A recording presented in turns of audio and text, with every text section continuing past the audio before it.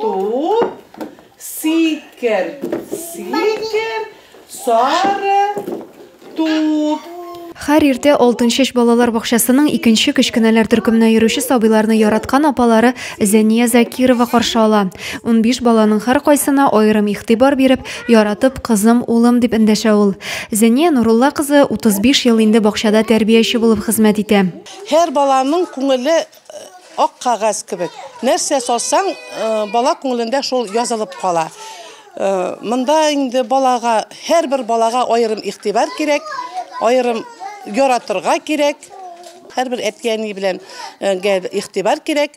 Һәр берсе белән уртак тел таба белергә кирәк. Нәниләрне үз баласы сыман яратучылар гына бу хезмәтне башкара ала. Сабыйларны үз иткәнгә, булачак һөнәрен дә Зәния Нурулловна балалар бакчасы белән бәйли. Элекке буын балаларына карый, хәзерге буын балалары тизрәк өлгерә. Чөнки техника күбрәк кулланыла, телефоннар балалар куллана, телефонда балалар куллана белә, компьютерны беләләр балалар.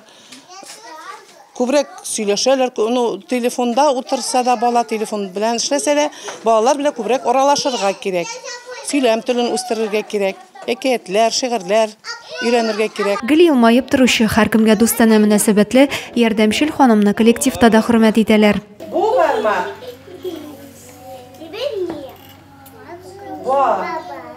Алар һөнәри бәйрәмнәре көнне дә эштә, яраткан балалары янында. Авыр һәм җаваплы хезмәтләрендә тәрбиячеләргә без дә уңышлар телибез. Адилә Борһанова, Максим Майоров, Александр Тимофеев, Зей хәбәрләре.